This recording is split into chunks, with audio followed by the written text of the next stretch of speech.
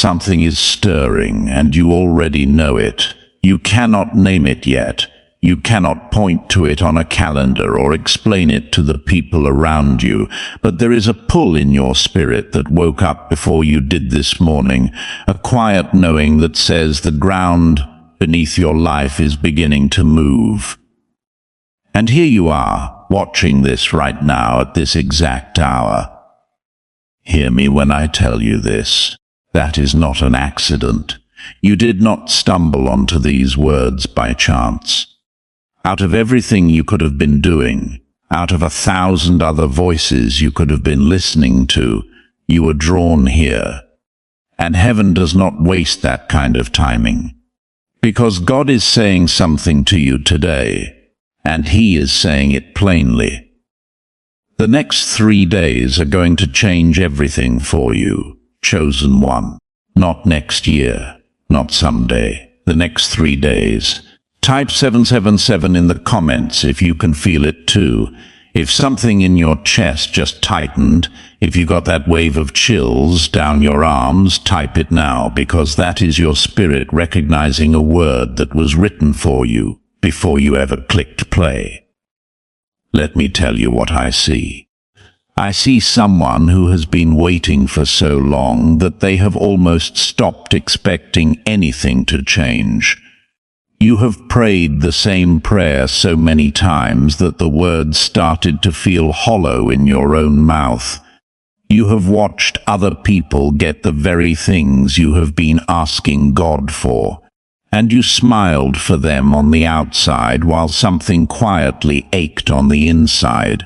And in the silence, in those long stretches where heaven seemed to say nothing back, you started to wonder if maybe the blessing was for everyone else and not for you. But hear me now. That silence you have been living in was never absence. It was never God turning His face away from you.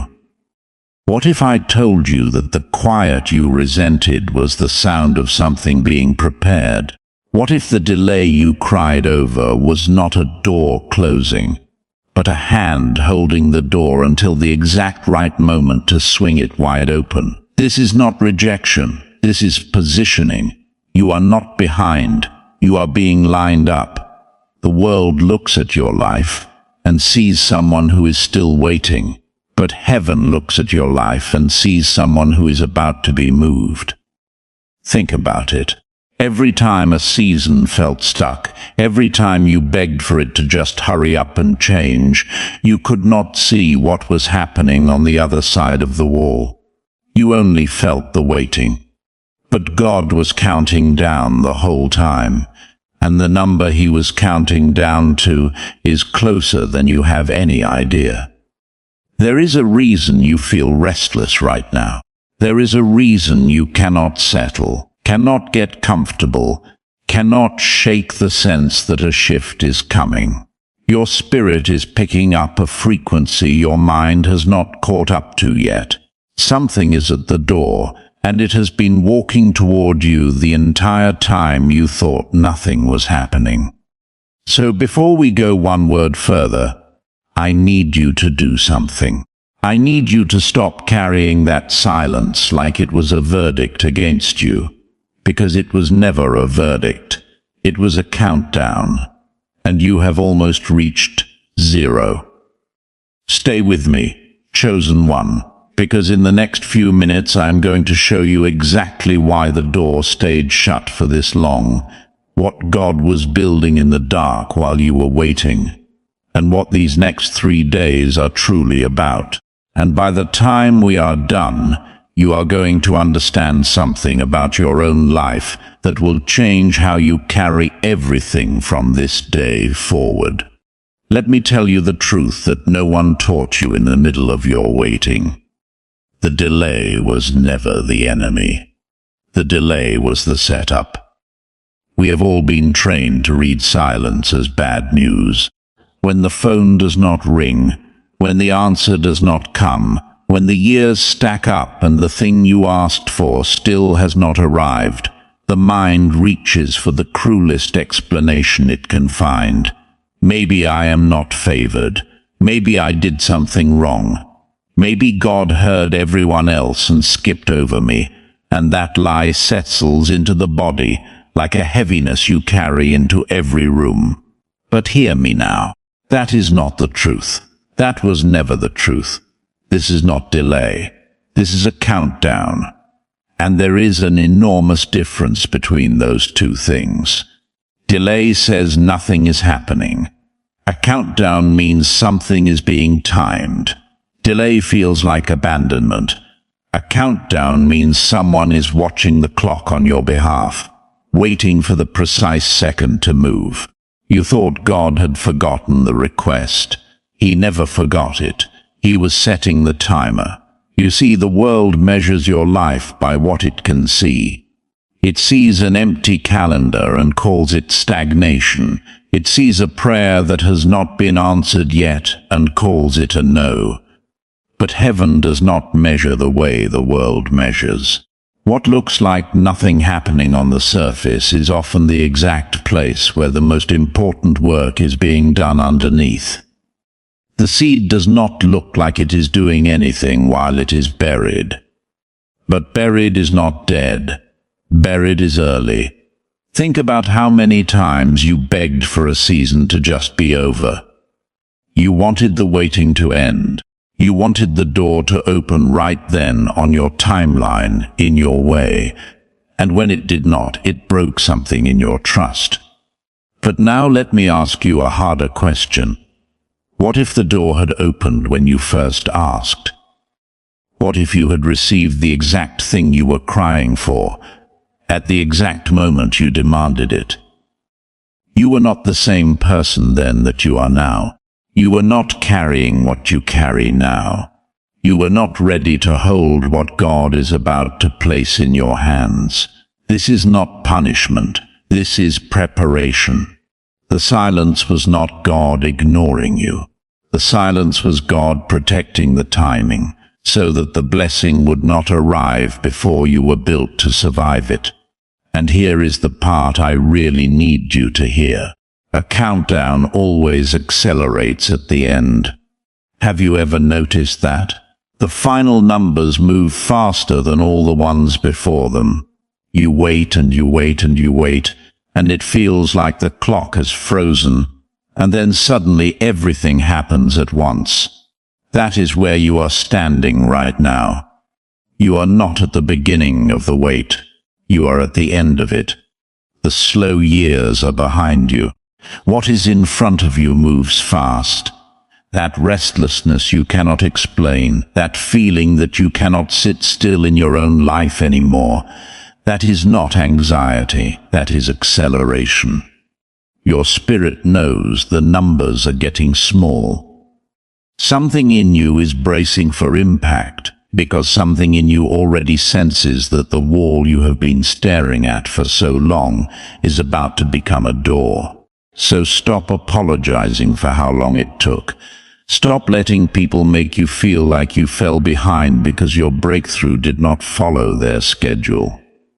You were not late. You were being timed.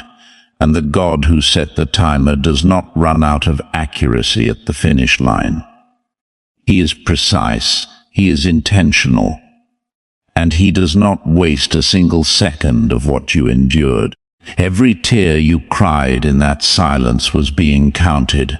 Every night you fell asleep still believing when it would have been easier to quit, that was recorded.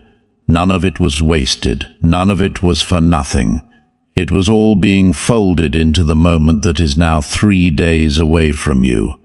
The waiting is not the story. The waiting was the runway. And a runway is not a place you stay. It is a place you build up speed until the ground lets go and you finally rise.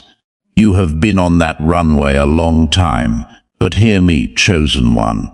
You were never meant to sit on the tarmac forever. You were built to fly, and the countdown you have been living inside is almost finished. Now I want to take you back to something you have never forgiven, and I want to show it to you the way heaven sees it. There was a door you wanted so badly, and it slammed shut in your face. Maybe it was a person. Maybe it was a job. Maybe it was an opportunity that looked like the answer to everything you had been praying for, and then it collapsed, and you did not understand why. You blamed yourself. You wondered what you did to lose it. You replayed it for months, for years, asking what you could have done differently. And that closed door became a wound you carried quietly, a place in your story you did not like to look at. But hear me now. This is why that door closed. Not because you failed, not because you were unworthy. That door closed because on the other side of it was something that would have cost you more than you could see. You were crying at the entrance of a room, begging to be let in, and God was standing behind you the whole time saying, "Not this one, my child, not this one, because I can see what is waiting inside, and you cannot." You thought he was withholding. He was shielding. You thought he was saying no to your blessing. He was saying no to your destruction, and he loved you too much to let you walk in just because you asked loudly enough. Think about the person you were so sure was the one. The relationship you fought to keep alive when everything in it was already dying. If God had let you have exactly what you were pleading for, where would that have taken you? Think about the door that shut right when you thought your life was finally about to open up. What if that door was not blocking your future, but protecting it? What if that stall you resented for years was the only reason you are still standing whole today? This is why some of your prayers went unanswered. Not because heaven was deaf, but because heaven was defending you from things you were asking for by name. You do not always know what you are reaching for in the dark, but he does, and a good father does not hand his child something that will burn them just because the child screamed for it. Let me tell you something that will reframe your whole history. Some of the greatest acts of love God ever showed you were the things he did not let happen. The closed door was mercy. The delay was mercy. The relationship that fell apart. The plan that never came together. The thing you begged for and never received. In more cases than you will ever fully know. That was mercy wearing a mask you did not recognize at the time.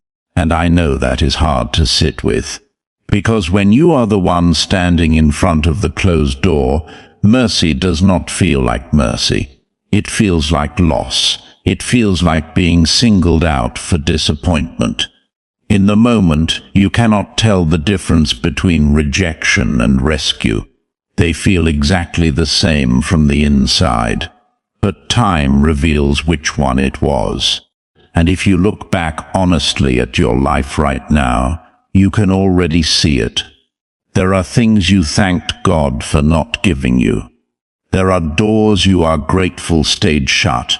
There are people who walked away that you now understand were never supposed to walk beside you into this season. So here is what I need you to do with all of that pain you have been carrying. I need you to lay it down. I need you to stop grieving the doors that closed, because those doors were not your enemy. They were your covering. Every one of them narrowed the path until only the right way remained. Every rejection was a hand steering you away from a cliff you could not see in the fog. And this matters for these next 3 days, because you cannot walk clearly into what is coming while you are still chained to what did not happen. The shift that is arriving needs you free. It needs your hands empty of old grief so they can hold what is new. So release it. Release the door. Release the delay.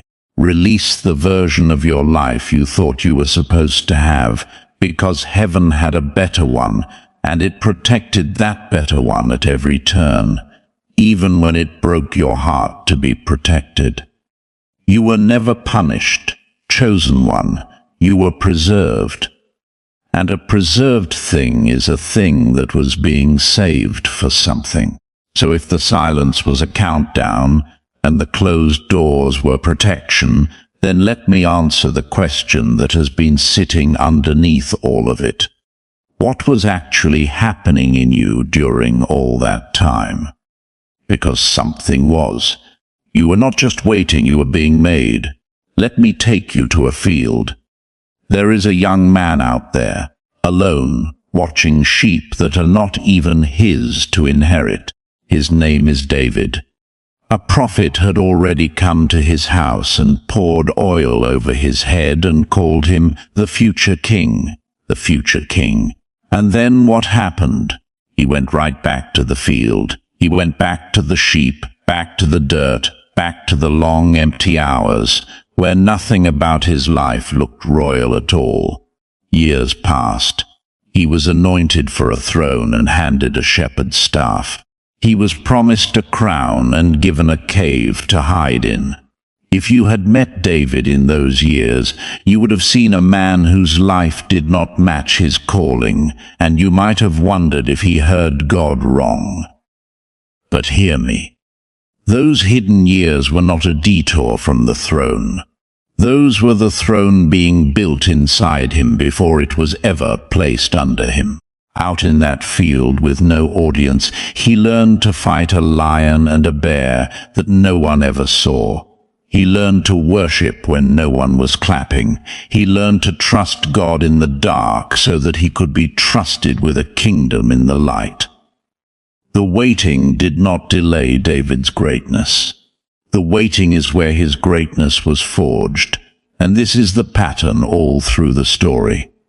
Look at Moses. 40 years on the backside of a desert, tending another man's flock, a prince reduced to a shepherd, a man who thought his moment had already passed him by. He was 80 years old before the bush ever burned. 80. And in those long, silent desert years, the impatient young man who tried to force his own deliverance was slowly refined into the humble leader who could stand in front of a king and part a sea. The desert did not waste Moses. The desert made Moses usable. And then look at the Son of God himself. Before a single miracle, before a single sermon, before one blind eye was opened, he was led out into the wilderness for 40 days, alone, hungry, tested. If even Jesus was prepared in the silence before he was released into his purpose, then why did you ever believe your own silence meant something had gone wrong? The refining is never comfortable. That is the thing no one wants to say out loud. When God is building something in you, it does not feel like blessing. It feels like being stretched past what you thought you could bear. It feels like pressure. Because you cannot become who you are called to be while staying who you have always been. Something has to be burned away. Something has to be strengthened. And that work happens in the exact seasons that feel the most pointless. The seasons where you cannot see any progress at all. So let me tell you what these years actually did to you, even though you could not feel it happening. They gave you a patience you did not have before. They gave you a discernment about people that you paid for in heartbreak. They gave you a faith that is not built on everything going your way, because everything did not go your way, and you kept believing anyway. That is not a small thing. That is the strongest kind of faith there is, the kind that was tested in the fire and did not turn to ash. The very things you thought disqualified you are the things that were qualifying you the whole time. Your tender heart that got hurt so many times, that was not weakness. That was being kept soft on purpose, because what is coming needs a soft heart to carry it. Your stubborn hope that would not die no matter how many times it should have, that was not foolishness. That was strength being trained. 3 days from now, when the shift comes, you are not going to walk into it as the person you were when the waiting began. You are going to walk into it as someone who was refined, someone who was proven, someone who can finally hold the weight of the blessing without being crushed by it, because the years in the field taught your hands how to carry. You were not being ignored, chosen one. You were being built, and now the building is almost finished. Now I have to tell you something that is going to reframe everything you have felt about yourself. And I need you to really hear it, because this is the part almost no one understands. This shift that is coming these next 3 days, they are not only about you. I know that sounds strange when you have waited so long for something that is finally personally yours. But the reason God took this much care to protect you, to refine you, to time this so precisely, is because what He is releasing over your life was never meant to stop with you. You are being blessed to become a carrier. You are being lifted so that other people can find their way up by watching you rise. That is why the assignment on your life has always felt heavier than the lives around you. You have wondered about this for years. Why does everything land on me? Why do I feel so much? Why can I not just move through life lightly the way other people seem to? Let me describe you to yourself, and you tell me if I am wrong. You wake up in the morning already tired, even after a full night of sleep, like you were working through the night in a place you cannot remember. You walk into a room where nothing is even happening, and you feel a heaviness settle on you that does not belong to you. You carry other people's emotions like weight strapped across your chest, and you do not know how to put it down. People bring you their problems even when you have nothing left to give, because something about you tells them you can hold it. You feel things before they happen. You sense when someone is not okay before they say a word. You cry at things other people walk right past. Type 444 in the comments if this is describing your life right now. If you just felt seen in a way that made your throat tighten, put it there, because you need to know you are not the only one who lives like this, and there is a reason you do. You have spent your whole life thinking something was wrong with you. Too sensitive, people said. Too deep. Too much. You tried to shrink it, to numb it, to become lighter and more casual like the people who seem to have it easier. And it never worked, did it? Because you were not built to be light. You were built to carry. That sensitivity you were told to hide is not a flaw. It is equipment. That is what it feels like to be assigned to something bigger than your own comfort. You feel more because you were made to hold more. You carry the room because you were called to intercede for the room.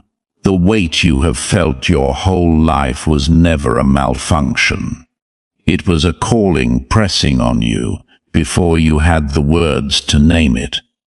Think about what it means that God spent all these years protecting you and building you. You do not go to that much trouble over a life that was meant to be small. You do not shield and refine and time something down to the exact 3 days if the purpose was ordinary. The care He has taken over you is proof of the size of what you are about to be given. He guarded you like this because you are going to be carrying something that a lot of other people are going to need, and that changes how you walk into this shift.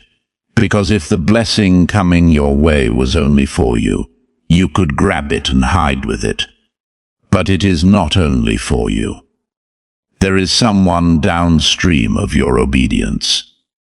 There is someone who will only believe God can do it for them, because they watched Him do it for you. Your breakthrough is a message to somebody who has almost given up. Your rising is a sermon that does not need any words. So do not you dare shrink now. Not when you are this close. The world spent years trying to convince you that the weight you feel means you are broken.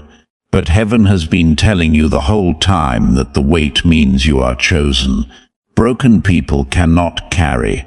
Chosen people carry, and they keep walking, and they get others home. You are not too much. You were never too much. You were exactly enough for an assignment most people could not bear. And in 3 days you are going to start to understand why it had to be you. So why 3 days?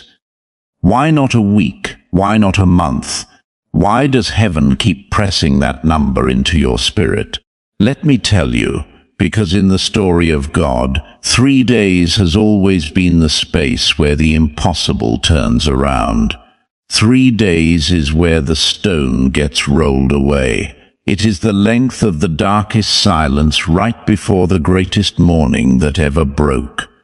There was a tomb sealed and guarded, and everyone who loved the man inside it had gone home to grieve because they were certain it was over. The story was finished, the hope was buried, and for 2 days nothing. Silence, the kind of silence you have been living in, and then on the 3rd day the very ground shook, and what everyone had written off as dead stood up and walked out into the light. 3 days is not a random number. Chosen one. 3 days is God's signature on a comeback, and it is not the only time. Think of Jonah, swallowed into the dark, 3 days in the belly of the deep, and then delivered onto dry land to walk straight into the purpose he had been running from. Think of Esther, who fasted 3 days before she walked into the king's throne room and reversed the fate of an entire nation with one act of courage. Over and over, 3 days is the hinge. It is the pause right before the turn. It is the held breath before everything changes. So when you feel that number pressing on you, do not be afraid of it. It is not a warning. It is a promise with a timestamp on it. Now let me show you the men and women who lived through the exact silence you are in, right at the edge of their own turnaround. There is Elijah, the mighty prophet, collapsed under a broom tree in the wilderness, so exhausted and so alone that he asked God to just let him die. He had nothing left, and that was not the end of his story. That was the day before angels came and fed him and set him walking toward the greatest chapter of his life. He thought he was finished. He was actually being refueled for what was next. There is Joseph, sitting in a prison for a crime he never committed, forgotten by the one person who promised to remember him. Years in the dark. And then one morning, without warning, he was pulled out of that cell, cleaned up, and standing before Pharaoh by nightfall. His entire life changed inside a single day, after years where nothing changed at all. That is how heaven's timing works. Slow, slow, slow, and then all at once. There is Hannah weeping year after year for a child, her prayers so deep they moved her lips without sound, mistaken for a drunk woman when she was really a woman in the fiercest kind of faith.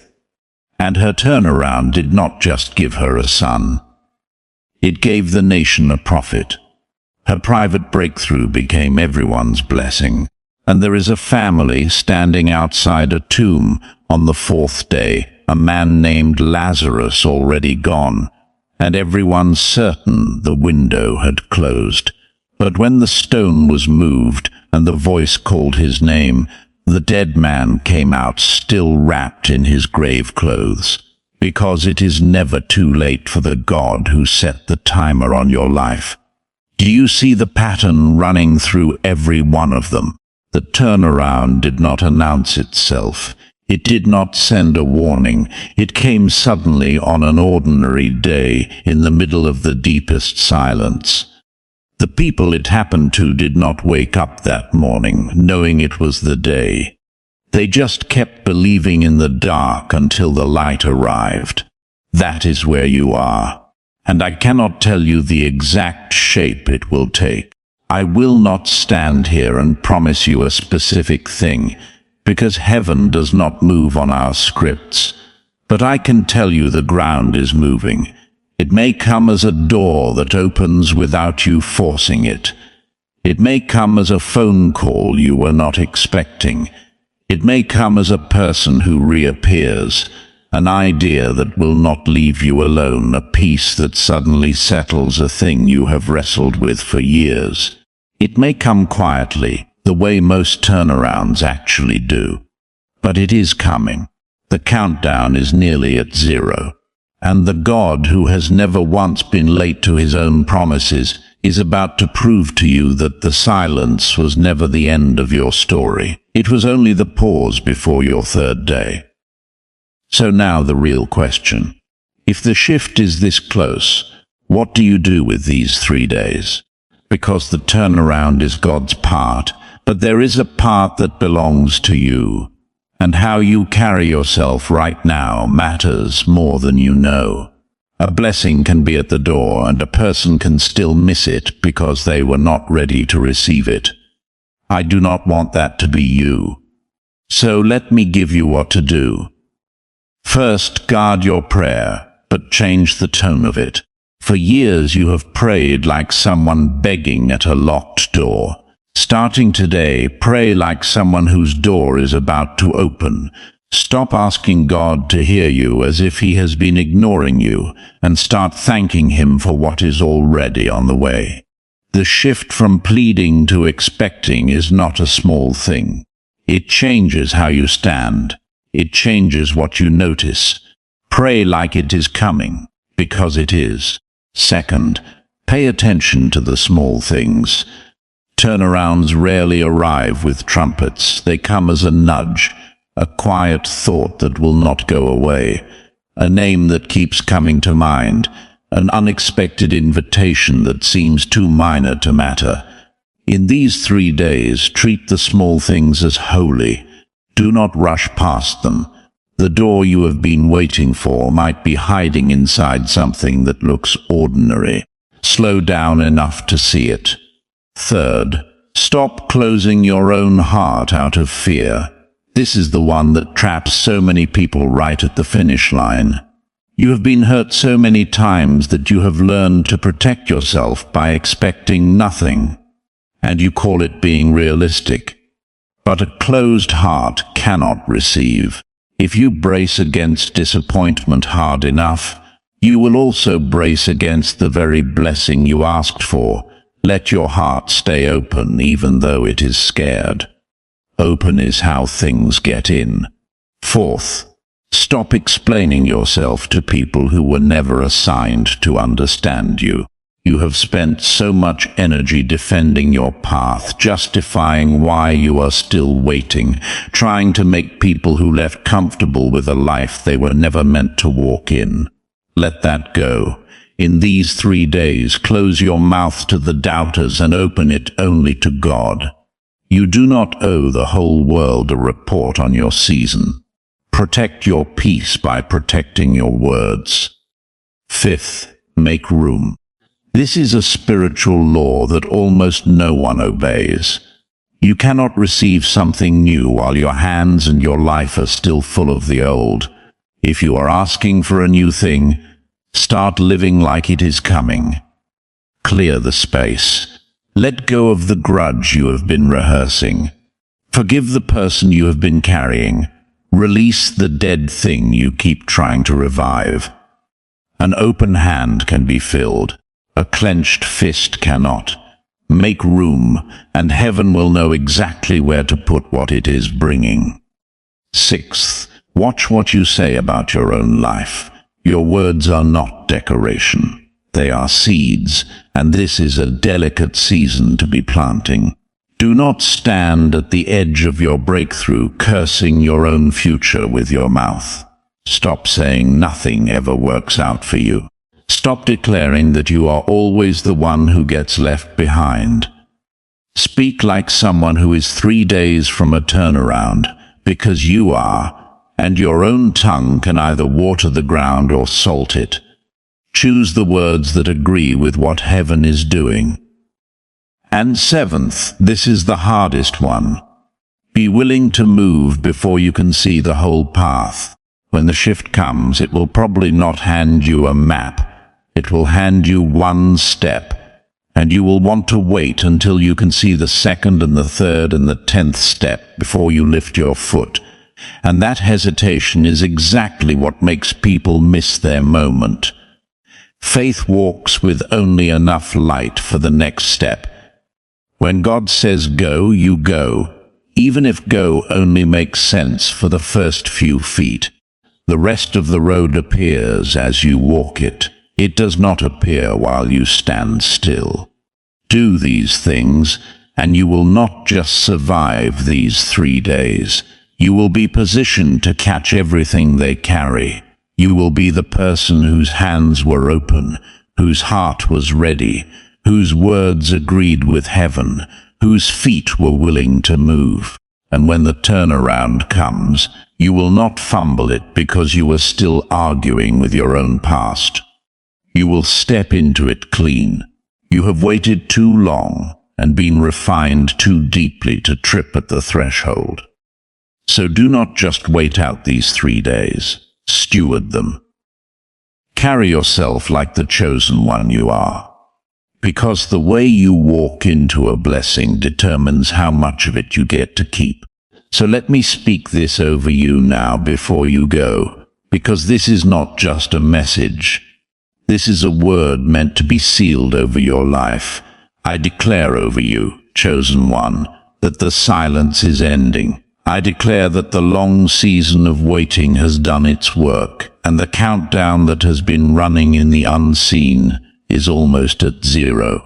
I speak breakthrough over the very thing you had almost stopped believing for. I speak sudden favor over your next 3 days, the kind that comes without warning, the kind that makes the people around you ask what changed. May the doors that were held shut for your protection now swing open in their perfect time. May every year you spent in the field become the strength you carry into the palace. May you feel, even tonight, the shift beginning quietly under your feet. Hear me, you are not forgotten. You were never forgotten. You were remembered so completely that heaven guarded your timing down to the day. The God who counted every tear is the same God rolling the stone away from your 3rd day, and he has never once been late. Type 777 in the comments to seal this word over your life. If you receive it, if you believe it is yours, put it there as an act of faith, a way of saying yes before you even see it. Because the ones who agree with heaven out loud are the ones who walk in step with what it is doing. And if you want to keep walking through this with me, if you want the next word for the days ahead, type the words next sign in the comments and stay close, because there is more coming and you do not want to be somewhere else when it does. Before you leave, do one more thing. Somewhere out there is another chosen one who is sitting in the same silence you were sitting in when this started to play. They are tired. They are close to giving up. They just need to know their turnaround is near. Share this with them. Be the reason someone else holds on for 3 more days. That is what carriers do. They rise and they reach back. If this touched something real in you, subscribe and turn on the bell so that when the next word comes, heaven can find you here, ready. Do not wander off right before your season turns. And now go and live these 3 days like someone who knows. Walk slower. Watch closer. Pray bolder. Keep your heart open and your hands empty and your mouth full of agreement with what God is about to do. Because the waiting is behind you now, chosen one. The countdown is almost finished, and what is in front of you is worth every single day you endured to get here. Go in peace. Go in expectation. Your third day is coming.